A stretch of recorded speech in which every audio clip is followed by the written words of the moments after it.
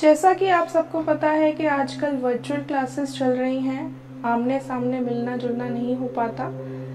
तो मैं मिस करती हूँ अपने प्यारे स्टूडेंट्स को, छोटे छोटे प्यारे बच्चों को और उनकी इनोसेंट बातों को।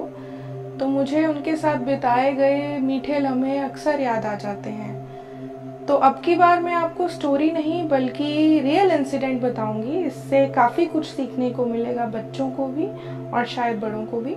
तो आइए सुनते हैं। लास्ट ईयर की बात है, मेरी एक दिन मॉर्निंग ड्यूटी थी। तो मैंने ऑब्जर्व किया कि वन स्टूडेंट इज क्राइंग। तो मैं उसके पास गई, मैंने उससे रीज़न पूछा। तो बहुत ही इनोसेंटली उसने रिप्लाई दिया कि मम्मा की याद आ रही है। तो उस पर उसकी फ्रेंड ने बोला कि मैम ये डेली रोती है और डेली हमें चुप कराती है मैम जो ड्यूटी पे होती है। तो मैं भी इसको बोलती हूँ कि चुप कर जाओ, बट ये डेली रोती है, ये किसी की बात नहीं सुनती है। तो मैंने उसको बोला कि बेटा यहाँ जितने भी बच्चे बैठे हैं सबको मम्मा की याद आ रही है, बट कोई नहीं रो रहा, क्योंकि सबको पता है कि छुट्टी होने के बाद आप मम्मा से ही मिलोगे जब घर जाओगे, बट फिर भी आप रोते हो।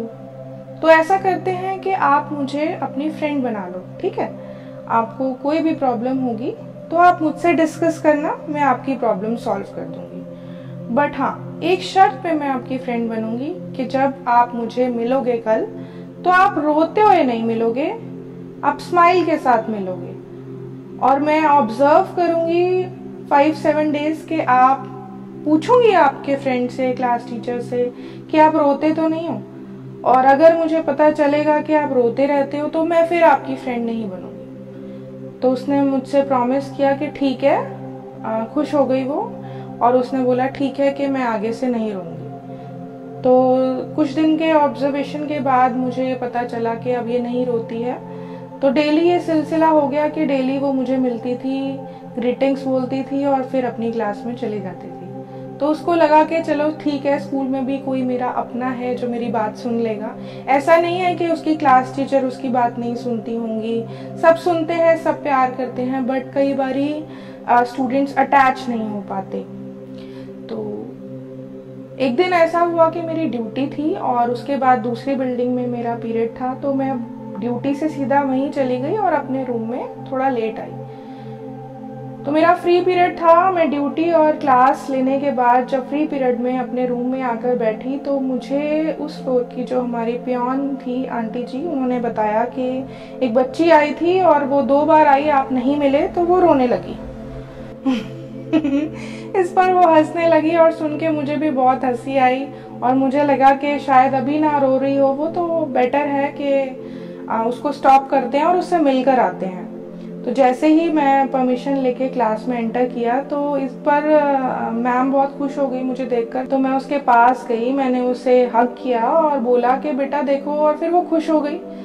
बट मैंने उससे बोला कि बेटा देखो, ऐसा है कि हम टीचर्स हैं, हमें काम भी होते हैं, ऐसा नहीं है कि आप जब भी मिलना चाहोगे आपको हम फ्री मिलेंगे और आप कभी भी मिलने आ सकते हो। हमारी क्लासेस होती हैं, ड्यूटीज होती हैं।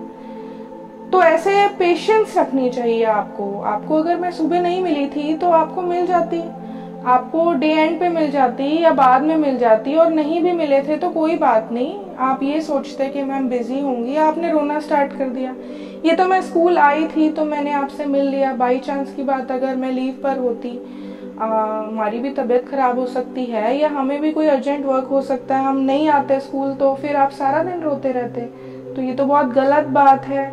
तो उसने प्रॉमिस किया कि ठीक है आगे से नहीं होगा ऐसा।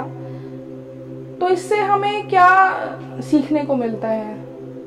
तो नेचुरल सी बात है, बहुत से बच्चे समझ गए होंगे, बट मैं फिर भी क्लियर कर देती हूँ। ऐसा नहीं है कि आप भी सब बच्चों के लिए, टीचर्स के लिए रोते हो या किसी के लिए। इसमें आपको मैं यहाँ ये बताना चाहूँगी, जैसा कि आजकल वर्चुअल क्लासेस चल रही हैं, बहुत से स्टूडेंट्स टीचर से अपनी क्वेरीज व्हाट्सएप पे करते हैं या फ़ोन पे करते हैं, आप मैसेज ड्रॉप करते हो और आपको इंस्टेंट रिप्लाई नहीं मिलते हैं, तो आप बहुत impatiently back to back messages करते हो कि ma'am please reply, ma'am please reply. आप बहुत इम्पेशेंट हो जाते हो। द फर्स्ट थिंग कि आपको ये सोचना चाहिए कि आपके लिए टीचर एक है, पर टीचर के लिए बच्चे अनेक हैं, उन्होंने सबको रिप्लाई करना है जिसके भी डाउट्स हैं। या जिसने भी कुछ चेक करने के लिए भेजा है, तो मैम जब फ्री होंगे तो मैम ज़रूर आपका मैसेज देख के आपको रिप्लाई कर देंगे, ठीक है ना। बट आप इम्पेशेंट हो जाते हैं, तो यहाँ पे आपको पेशेंटली वेट करना चाहिए उनके रिप्लाई का। उनको भी काम है, क्या पता वो किसी और क्लास में बिजी हो, और ये भी हो सकता है कि वो रेस्ट कर रहे हो या अपना खाना बना रहे हो, कुछ भी कर रहे हो, एनीथिंग। तो आपको वेट करना चाहिए और मैम आपके क्वेश्चंस का जरूर रिप्लाई करेंगे। तो पेशेंस से हमें काम लेना चाहिए। तो आई थिंक आपको इस इंसिडेंट से समझ आ गया होगा कि हमें पेशेंस रखनी चाहिए और दूसरे को भी टाइम देना चाहिए। ऐसा नहीं सोचना चाहिए कि वो हमें रिप्लाई नहीं कर रहा या वो हमें मिल नहीं रहा तो वो जान के ऐसा कर रहा है। हो सकता है माइट बी ही और शी इज बिजी। तो वक्त दो और फिर आपको आपके आंसर ज़रूर मिलेंगे। आई होप आपको ये प्यारा सा इनोसेंट सा जो मेरा इंसिडेंट था अच्छा लगा होगा। एंड फिर मिलेंगे नेक्स्ट वीक सेम डे अलग स्टोरी या इंसिडेंट के साथ। Till then take care, bye bye.